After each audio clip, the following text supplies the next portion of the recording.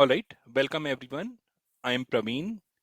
Today I'm going to take you on a journey that will fundamentally change how you think about the software development. So let me start with a quick question to all of you. How many of you have tried using AI coding tools and felt underwhelmed? Well, you are not alone.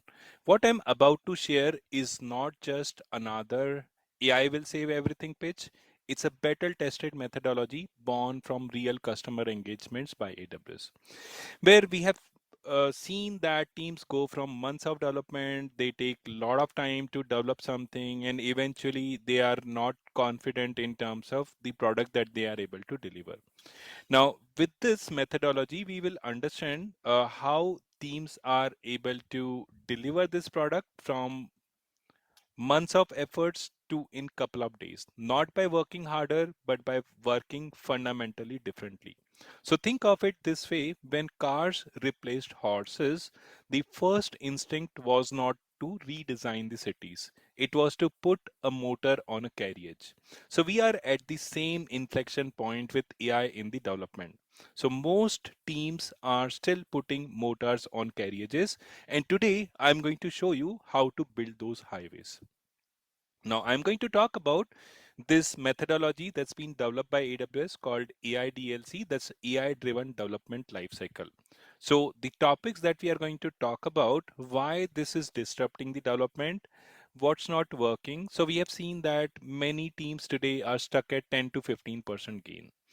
And with this methodology, we will understand how teams are able to quickly move forward from ideation to, you can say, completely production environment deployment in under 2 days. Then I'm going to talk about how you can get started, and I have an interesting demo where we will use this framework to build and develop something called as an e-commerce website. All right, let's talk about what exactly this AI DLC is all about. So AI DLC stands for AI Driven Development Lifecycle.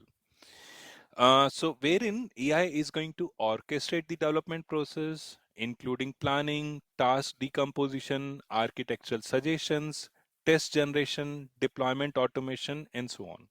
While developers are the ones who are going to retain the ultimate responsibility for validation, decision making, and also the oversight. So think of it like a modern aircraft cockpit where the autopilot, that's the AI, is going to handle the navigation, altitude adjustments, and also routine flight management. And the pilot, that's the developers, make the strategic decisions, handle any exceptions, and also has the final authority on what's going to go into the production and what is not going to be approved or something. Neither works optimally alone. So today or together, you can say they are completely safer and more efficient than either of them could do independently. Now, three AI characteristics I want you to look at here, which we are going to discuss in much more details. First is AI human collaboration.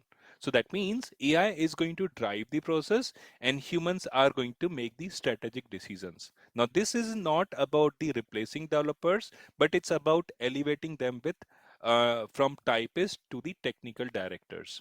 Second step, systematic verification. So production quality is ensured through review and verification at each stage. That means human beings are going to be involved at each and every stage where they are going to review the work done by the AI, and they will either approve this or they will reject the complete change.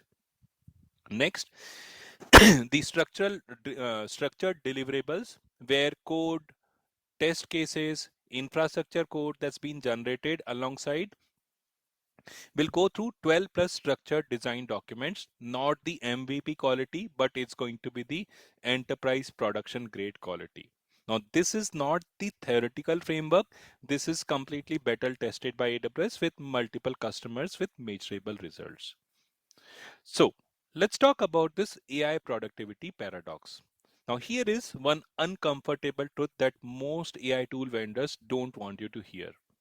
A METR.org, METR.org, which is a respected Berkeley-based nonprofit organization that evaluates the AI capabilities. So they conducted this rigorous randomized controlled experiment in early 2025. And you know what? What was their finding? Developers using AI tool took 19% longer to complete the tasks than without AI. Now, you might be surprised to hear that statement. What do you think would have happened? Three key reasons, I would say. First, overconfidence bias. Developers expected a 20% speed up, so they delegated the tasks that were faster to do manually. Second, prompt review overhead. So the time spent crafting the prompts and reviewing AI output exceeded the time that was saved. Third, context switching. So jumping between thinking mode and reviewing AI output mode creates this cognitive friction. Now, this does not mean that AI tools are really bad. It simply means AI tools without the methodology is counterproductive. So it's like giving someone a chainsaw without training. So they will be slower and more dangerous than someone with a handsaw. Now, one question to all of you, all the audience who are listening to me today. Has any one of you here experienced this? So you adopted an AI tool and felt like it was actually slowing you down initially? Well, you are not crazy. The data backs you up. So the METR's May 2026 survey of 349 technical workers shows self-reported productivity gains of 1.4 to 2x, suggesting that methodology, as the methodology mature, the paradox resolves this issue. And the difference, structured approach to AI collaboration, that's going to definitely help them improve the productivity. Now, that's exactly what this AI DLC provides. All right, now let's look at the evolution of AI development tools. So AI in software development has evolved at the breakneck speed. So 2023, which was called as autocomplete era. So think of this as spell check for code. So GitHub Copilot was launched. Developers got excited about this tab completion on steroids. So it was like having a really fast typist sitting next to you and he's typing the code and he's making your life simpler. 2024, it was called as assistant era. Now AI could now answer questions, generate the larger code blocks, explain the legacy code. So it's like going from a spell checker to having a junior developer who never sleeps but still will need the supervision. The 2025 era, that's called as agents era. Now this is where it gets transformative. So AI can now complete the entire development tasks end to end with the human oversight. So it's like going from a junior developer to a full team that can draft, that can build, that can even create the test cases while you make the strategic decisions on reviewing everything. And then 2026 is the multi-agents era. Now this is where multiple specialized agents collaborating with a specific roles and expertise. So the specialized agent teams operating with greater autonomy. Now Matter, which is again a Berkeley-based organization, tracks the time horizons, the length of tasks the AI can complete reliably. So in March 2023, GPT-4 could handle the tasks that could take human about 5 minutes. Now, by February 2026, Claude Opus 4.6 can handle the tasks that can take humans nearly 12 hours. Now, that's doubling roughly every 4 to 5 months. So, imagine if your car's speed today is 60 miles per hour. So, it's doubling every 4 months. So, by December, you are nearly at 480 miles per hour. That's the pace of AI capability growth. Now, one question to all the audience here who are listening to me. What percentage of developers are in your organization are using AI tools daily? Now, the industry data shows that 74% of developers now use AI tools on a daily basis, and 92% of the Fortune 500 companies have already adopted the GitHub Copilot alone. So if you're not in this, I would say you have to really think about how you can give these tools in hands of your developers and pretty much all the team members who are involved into this software development process. Now, let's look at stages of AI coding. So how have the ways of using AI coding tools have evolved? Let's examine each stage to understand why the limitations still exist. Stage one, which is called as a vibe coding stage. So you simply give a prompt, for example, build me a login feature, directly requesting the AI and receiving the code. Now, what do you think is a problem here? The problem is you get trapped in endless modification loop. First attempt, for example, doesn't match our tech stack. Second attempt conflicts with the existing code. Third attempt, security requirements are missing, and you end up fixing everything yourself. In fact, you will end up spending more time in debugging rather than building the code altogether. Stage two, which is called as a spec based or plan based. So you write down the spec or you write down the plan, AI develops the things based on the specification. Some improvements definitely are there. Like for example, basic structure becomes clear, iterative modifications are reduced, but still there are remaining problems that we have to solve in this case. That is, AI can guess anything. Okay, now that's going to result into non-functional requirements are missing. For example, maybe it's missing out security, it's missing out performance feature, it's missing out scalability feature. So it's missing out many things over there. And then further, no verification that the written spec matches my intent. And the result is it's like again MVP or prototype level quality only. That is when comes the AI DLC. Now, what AI DLC is? This is where you collect the requirements, you let AI generate the structured context documents. It will then build the production quality code. And then AI DLC follows a systematic prompt chain, executing and verifying step by step. That is where human being comes into the picture, verifies each and every stage to make sure that the development happens smoothly. And the result ultimately is you are able to get 5 to 10 times productivity improvement, enterprise production level quality code, predictable deliverables, and structured context documents. Now, the difference between this stage 2 and stage 3 is not just about the better prompts, it's about the systematic methodology with human verification at every checkpoint. That's the crucial component over here. That's the crucial difference between spec based versus the AI DLC. Now, let's talk about how AI DLC exactly works. So, let me give you this operating model in 5 steps. This is the heartbeat of AI DLC. So, the step 1, AI creates the plan. That's where AI is going to analyze the context, it's going to generate the stories, propose the architecture, decompose the work into the executable units. Step two, this is where humans are going to verify the plan. So the developers, the product managers, they are going to review this. They will challenge the thing that's been created.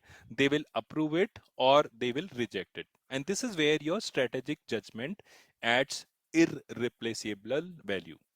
The step three is where AI is going to refine the plan based on the human feedback. So AI is going to iterate for higher accuracy and alignment. Step four is where AI is going to execute the plan.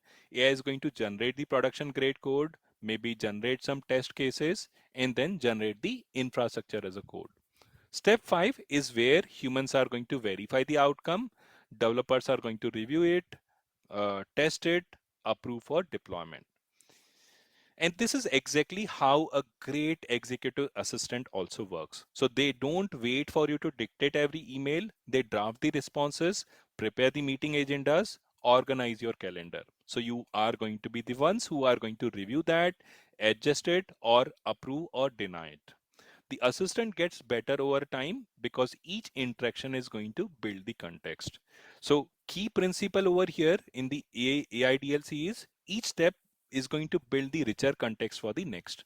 Unlike traditional development where context is lost between the phases, that is requirement to design or design to code. So the context is really going to be lost. But with AI DLC, it's going to maintain the continuous context thread. This is like compound interest for software development. Notice something here. Humans are always in the verification seat.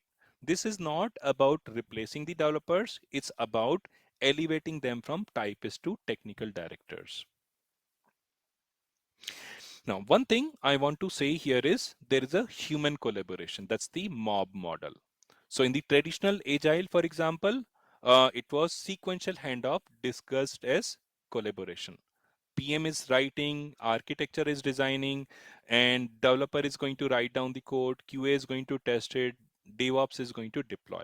Whereas in AI DLC, everyone in the room simultaneously is called as mob elaboration plus mob construction. So when the developer, QA engineer, product manager, architects are all watching AI generate and refine the solutions together, decisions that normally take days of back and forth happen in minutes within a common room. And this is the ultimate principle behind the AI DLC. Now let's take a look at the three-phase AI DLC process. So the phase one is about inception. That means deciding what to build. So step one is building the context on existing code. AI is going to ingest your code base, documentation, and architectural decisions. Step two is where elaborating the intent with user stories. So AI is going to generate the user stories from the business intent that you have provided. And humans are going to refine, they are going to review that particular stories. Step three is where plan with units of work. That means AI is going to decompose into bolts, that is small AI executable units. Key activity is mob elaboration. That means bringing everyone into the room, including ops, DevOps, developers, business analysts, product managers, QA engineers, everyone. Why? Because the number one cause of the project failure is not the bad code, it's the misunderstood requirements. Phase two is called as construction phase, actually building it. Now, in the phase two, the step number four is the domain model. So AI is going to propose the component architecture. Architects are going to validate that. Step five, generating code and testing. So AI is going to write down the code and test simultaneously. And humans are, of course, going to review that. Step six is where it's going to add the architectural component, that is security, observability, resilience patterns, and so on. And then you, being in the room, you are going to review all those things, including security features, observability, the kind of resilience patterns you want to use it. So you're the ones who are going to review that. And then next step in the construction phase is deploy with IAC and test. The infrastructure as a code is going to be generated and tested.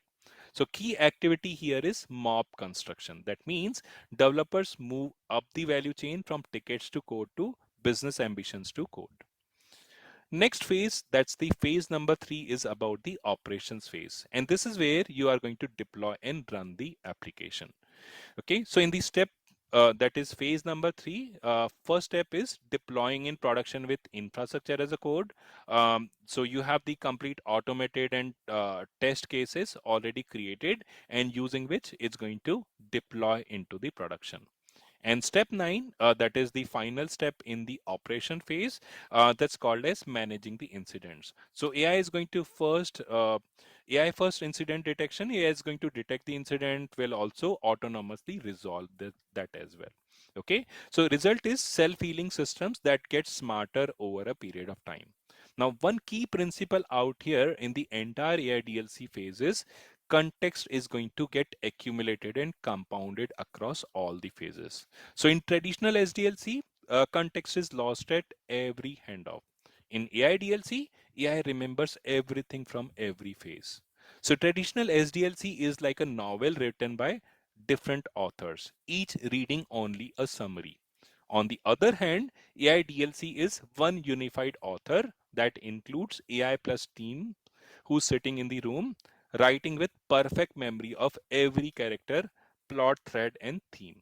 So that way, the development gets done very, very accurately and much better. Now, one thing over here in this slide I want to talk about, as you can clearly see, 20% of the time developers are going to be spending in writing down the code. Rest 80% goes in waiting, meetings, handoffs, reviews, and approval. So if you can optimize this entire time that you're spending in waiting or handoff or maybe approval, you can be able to do the development really, really quicker. Now, how AI DLC fixes this particular issue? So AI DLC just does not just make the coding faster, it collapses the wait states by enabling parallel work across all functions simultaneously, automated approvals through the structured verification checkpoints, and AI first incident resolution, reducing the operational wait states as well. And finally, mob elaboration, eliminating the handoff text between requirements and development. And that's where the 3 to 5x improvement comes from. Not from typing faster, but from waiting less. So think about your last sprint, all of you. What percentage of time do you think the developers actually spend on writing the code versus waiting, meeting, reviewing, and context switching? So for most teams I have worked with them, coding is only 20 to 30% of the cycle really. Now let's talk about the three different approaches that the organizations are adopting in terms of their development process. So the approach one is AI managed. Now this sounds amazing. Give AI your business intent and let it autonomously build and maintain the entire software system. No lifecycle steps, just the magic. And this is like telling the brilliant new employee, here is what the company needs. You build it. Do not ask any questions, just deliver it. Now, what do you think could go wrong in this case? I would say almost everything, isn't it? Now, why it fails? Because it cannot handle the complex systems. For example, regulatory compliance, multi-tenant architectures, or for that sake, 99.99% uptime. It's highly unreliable, it's highly unexplainable. Who debugs the 2 a.m. production outage in code? Nobody really understands. And that's the problem with AI managed solution also. Now, next is the AI assisted. That's fancy autocomplete. Now, this is where most enterprises are today. So, developers do all the intellectual heavy lifting, AI helps them with narrow tasks. Now, think about it like this: you hired a world class chef, but you let them only chop the onions. Whereas they could really do a lot of nice things for you. That includes designing your entire menu, managing your kitchen, training your staff. But you have confined them to do just one task. Now, why it disappoints? Because you're only optimizing 20% of the code, while 80% of the things are remaining unchanged. So the time saved in coding is still lost in other SDLC rituals. Next approach that's called as AIDLC. So AI orchestrates the process. Human is validating and deciding what needs to be done next, whether the thing has to approve or whether it has to reject it. It's like a modern aircraft cockpit. So autopilot, that's AI, handles the routine flight management. Pilot, that's the developer, makes the strategic decisions and has the final authority. Now, if I have to compare all these three approaches, so AI manages like no human in the loop, which is very dangerous. AI assisted, human does the work and AI helps at edges. Again, it's limited. AI DLC on the other side, AI does the heavy lifting and human is going to validate and decide. And that's very optimal approach, I would say. Now, let's talk about who are the audience that we typically expect to be present in this entire development activity. So we have developer. So before this AIDLC process, their job was to write down the code from scratch, interpret requirements, manage the boilerplate. After the AIDLC, they are acting as the technical director. They are validating the AI generated architecture, they are orchestrating it and orchestrating the code base vision as well. Product owners, before AI DLC, they were simply writing down the detailed requirement documents, managing the backlogs manually. After this, they are acting as the intent strategist. That means they are validating the AI generated user stories and also driving the business alignment. QA engineers, before that, they were doing manual test creation after the development is complete. After this, they are acting like a quality strategist. They are validating the AI generated test scenarios and also proactive quality ownership. Next is the DevOps engineers.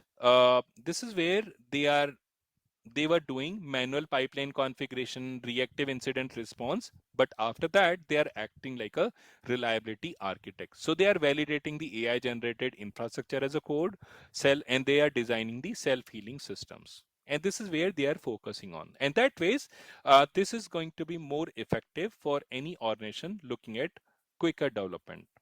Now, let me walk you through the entire demo of this AI DLC. So let's go through this first. So I have this GitHub repository where I have built this demo, and we are going to follow this demo instructions to complete this.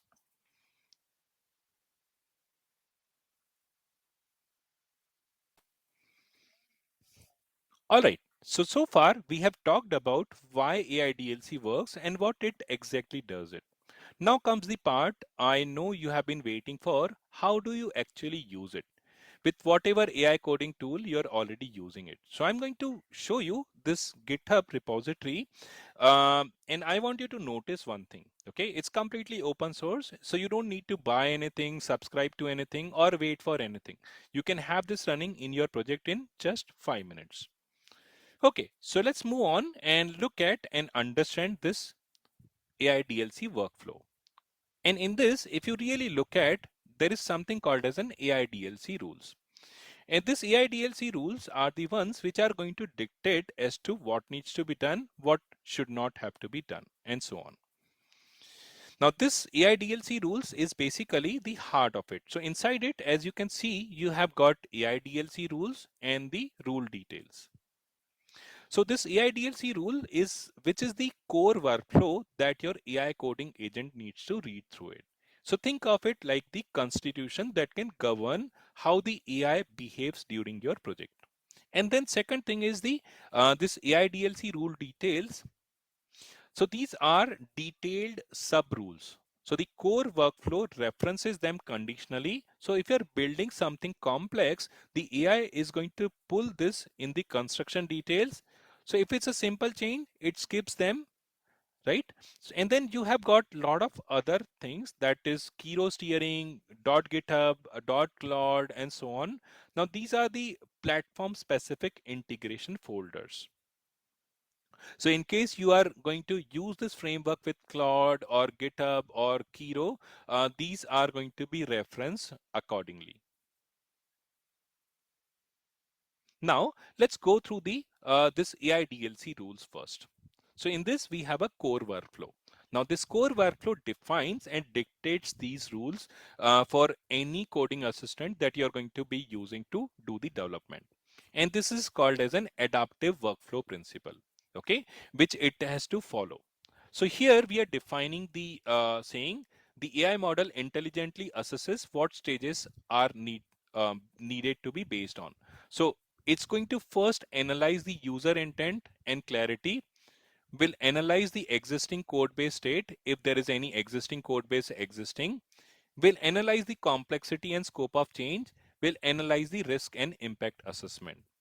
And most importantly, when it is going to start with the development, when this AI DLC gets triggered, is going to look at all these aspects. It's going to look at these rule details. It's going to look at pretty much all the rules that are being defined here in terms of what needs to be followed, what should not have to be followed.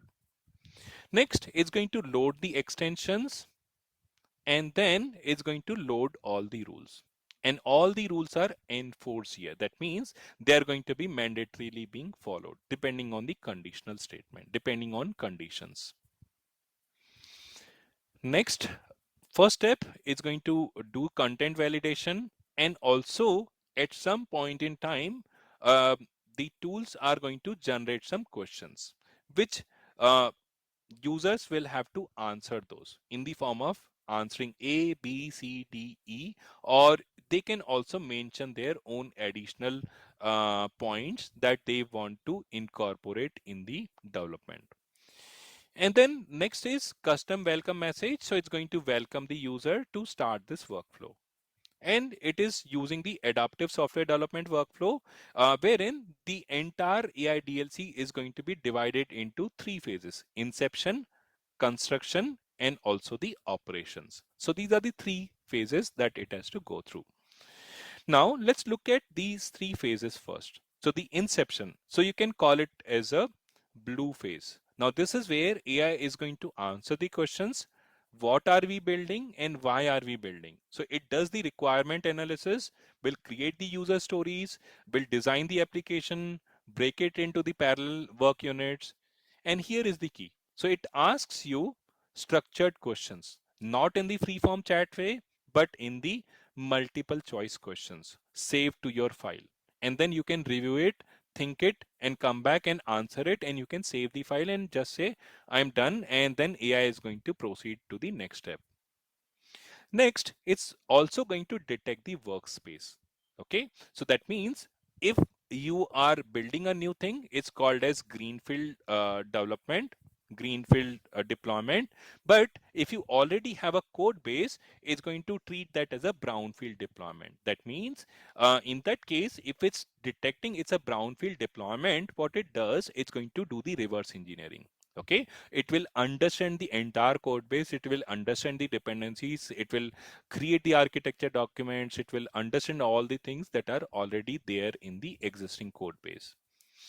So it will have to do the analysis, and it will have to generate the architecture documents, it will have to generate the code structure, it has to generate the API documentation, it has to generate the component inventory, interaction diagrams, technology stack, dependencies document, so that it can understand the current code base really clearly. So having a better understanding is going to go in the long run, because it's going to understand as to what's going on into that code base.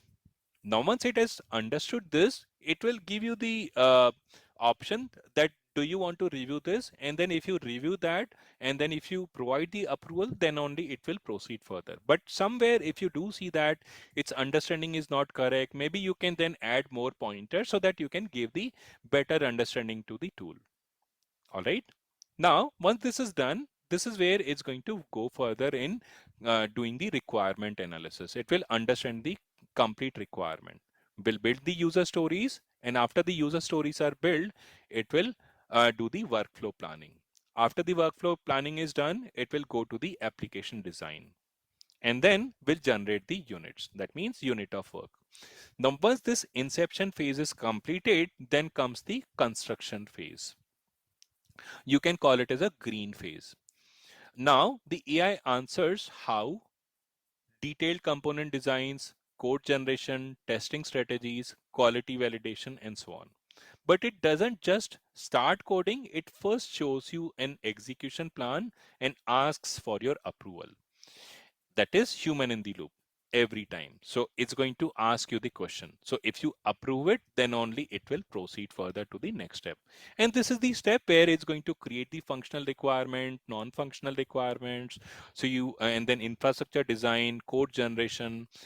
And once you approve it, then only it will proceed to the next step. Now, once the steps are approved, then it will move on to the operations phase. That's, you can call it as a yellow phase. So this is where it's going to do the deployment automation, monitoring setup, production readiness validation. So your agent is not just a code generator, it's thinking about keeping the system up and running 24/7. Okay, this is where it's going to make sure that it can create the appropriate plan as well. And that's about it. These are the different phases it will go through. Now, let me also walk you through something called as AI DLC rules out here. Now, in terms of AI DLC rules, as we have understood the different phases, inception, construction, and also the operations phase. And this is where it's going to follow these rules that are written in each of the phases. So for example, in the inception phase, if I look at something like requirement analysis, where it's going to analyze the requirement that you have provided. And also it will understand the intent of the user. And based on that, it will move to the subsequent phases, including application design, reverse engineering, unit test generation, user stories, workflow planning, and so on. Cool. Awesome. Now, this is what the entire AI DLC phase is all about. Now, as a next step, what we are going to do, we are going to use this AI DLC framework, and we will complete this demo of building the e-commerce website with this framework. So I'll do one thing. I'll open up my terminal and we will see this in action. So first step I'm going to do here is I'm going to create a new directory. So let's follow this and we can complete this step. So I'm creating a new directory and will go to that directory. All right, I'm inside the directory. Next, I'm going to initialize this Git repo. Git init. Awesome. Now, once this is done, I'm going to install this AI DLC rules for Kiro. So I have the Kiro already running. In case you do not have Kiro running on your system, you can go to kiro.dev. You can download the one that suits your requirement. So you can download the IDE version of it, or you can download the CLI version of it as well. So right now, this Kiro does support installing CLI on Mac OS, Linux, and Windows. So if you are a Windows user, you can follow the instructions for Windows. If you are a Mac user or a Linux user, you can follow the instructions from there. Awesome. Now, at the moment, I have the Kiro running on my system. And now let's go ahead and follow this. We will install this AI DLC rules for Kiro.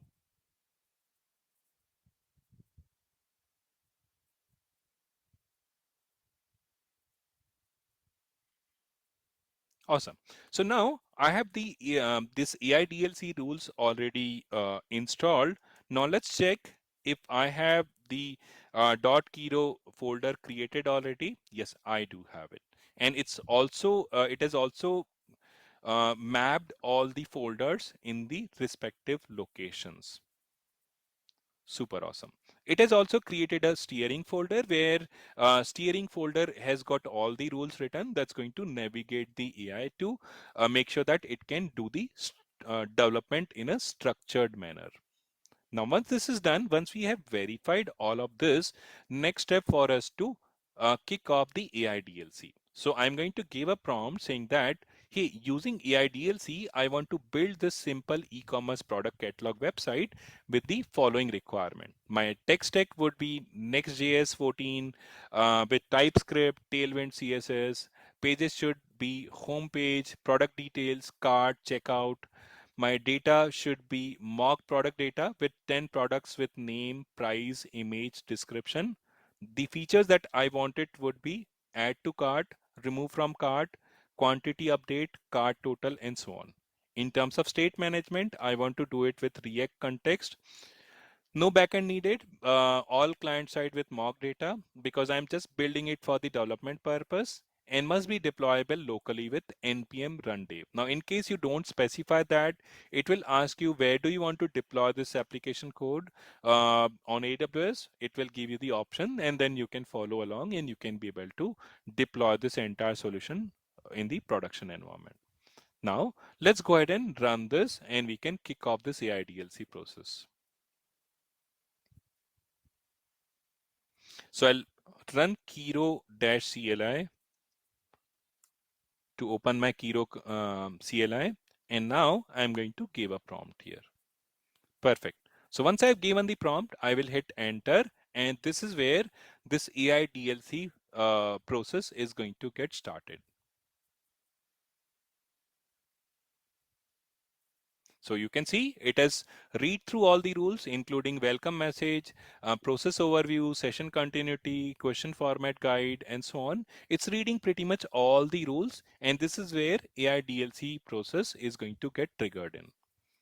All right. And as you can see, based on the current directory, it has identified it's going to be the greenfield project. Okay, because there is nothing exist at the moment, and hence it's going to consider it to be the greenfield project. And this is where it's going to trigger my AI DLC workflow. Cool. Now it's asking me, hey, this is what you have mentioned as your requirement. Do you want to provide an approval? I'm going to say yes.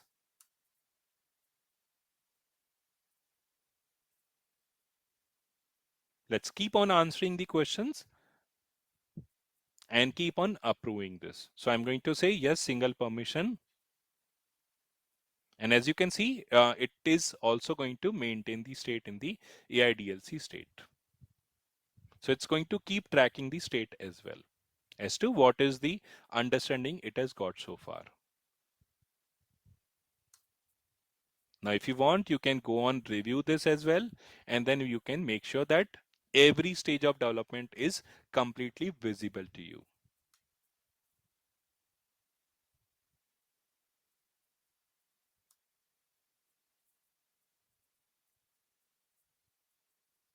Super. Now, as you can see, it's also going to audit each and every decision that I am going to make it. Okay, so that it can be able to make sure that if towards the end, if something goes wrong, we have the audit being captured as to what all questions we have answered, yes, no, and so on. We have the complete audit maintained somewhere. Okay, and this is going to maintain it over here. Now, moving further, as you can see, it has build some questions that I have to answer it over here. Okay, so I'm going to say yes, single file, where it's going to create this file and then will ask me these questions. And I have to go ahead and answer these questions accordingly. Okay, so it says, welcome to AI DLC, that's AI driven development lifecycle. Workspace detection is complete. Requirement analysis questions are ready. So I have to now answer these 12 questions. So I'll go back to my this folder and I have to go ahead and answer these questions one by one. So let me open up this entire folder and I can go on answering these questions as well.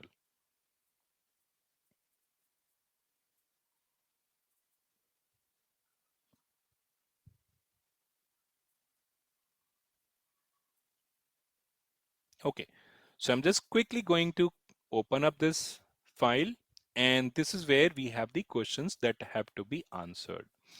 So the first question is on the section 1 called functional requirement. How should the product images be handled? So I'm going to answer it. For example, use placeholder images from a public service. Now, since it's a demo environment, I'm going to use public service.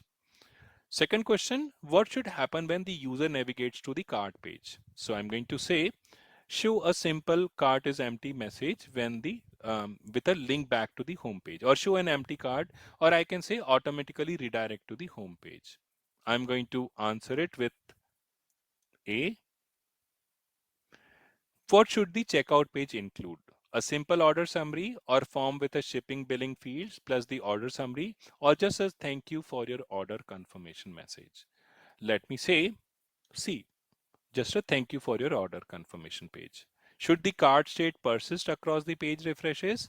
I'm going to say yes, persist cart to local storage so it can survive the page reloads. Should the product grid on the home page include any filtering or sorting? I'm going to say B, basic category filter is okay.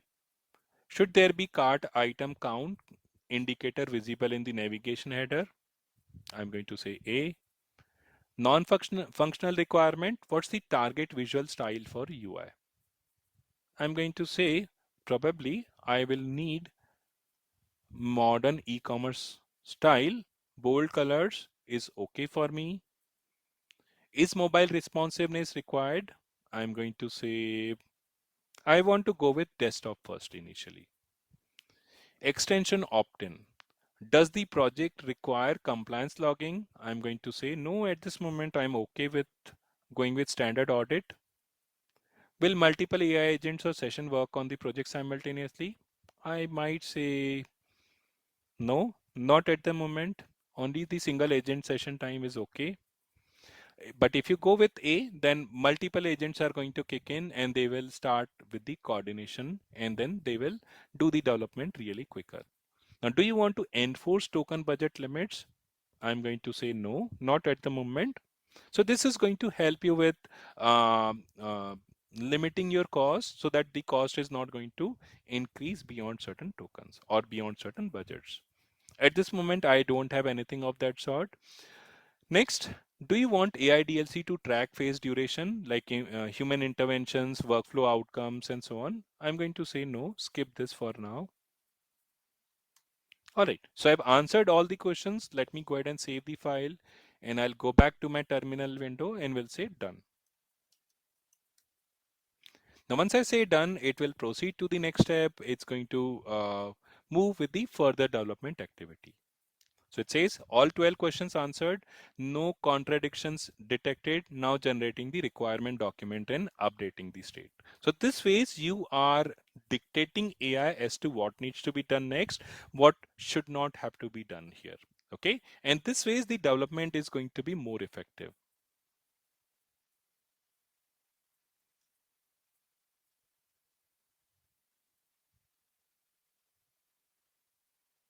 Okay, so I'm going to give it, keep on answering these questions, and I will move on further.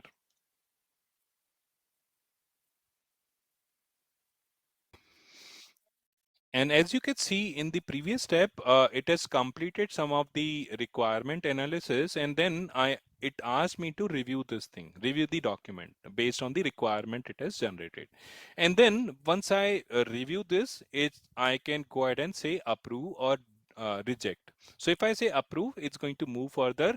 But if I say rejected, then maybe I have to provide some additional input as to why am I saying it rejected, and then it will then reiterate this requirement analysis. It will regenerate the requirements again. All right. So that ways the development is going to become more effective this way. All right. So at the moment, as you can see, my this phase is completed. That means the inception phase is completed, and now it's going to move towards the construction phase. But before it does that, it's asking me, you want to review the execution plan, and then once I review the execution plan, this is where it's going to move forward in the construction phase. So let's give it a few seconds and we can review this plan and we can either approve or reject this. All right, and as you can see in my execution plan that AI has generated, this is where it has also carried out the impact assessment in terms of different changes that it has to incorporate. It has also done the risk assessment. It says risk level is low, rollback complexity is easy, testing complexity is simple. And it has also determined which all phases have been completed, which all steps have been completed, which all steps were skipped, and so on. And then it's also telling me that which phase is in progress and so on. Okay, so this is clearly telling me that, okay, which phase it's currently on and which phase it has to move forward in the next journey. And it is also written down the success criteria for me. Now I'm going to say I have reviewed the execution plan and I'm okay with this. So let me go ahead and approve this and I will let it move forward in the next phase here. All right. So in the, as you can see in the construction phase, it has done this particular part, that's the code generation, where it has been able to complete the planning phase. And what has been created is, these are some of the artifacts that are created as a part of the planning phase. Now it's asking me to review this. And once I review it, I am going to say approve it. So once I approve it, it's going to move forward to the next step.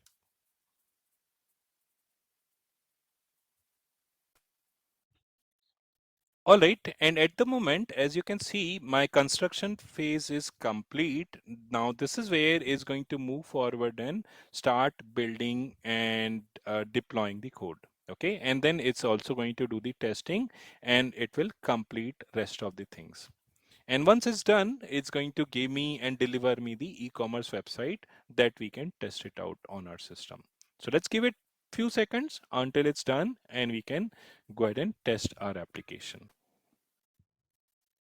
All right, and there you go. As you can see here, I have my fully functional e-commerce website that's available based on the features that we have requested. And as you can see how quickly it has been able to build this website for me. And I have this cart service. I can click on proceed to checkout. I can provide my name. I can place the order. So, and that is AI DLC, the methodology, the GitHub repo that I have shared, and everything you need to get started today. So I'm going to share this entire Git repo link and also the demo link, which you can refer to, and you can also try your hands out on this. So now, if you found this useful, I would say subscribe to my channel. I'm going to go deep dive on agentic AI in the upcoming sessions, more sessions on AI DLC, the production AI systems over the coming weeks. So if you want to see a live demo of more such demos, I would say please subscribe and let me know in the comments so that I can maybe try to accomplish those things in my next videos. Thank you so much. You have a wonderful day, all of you.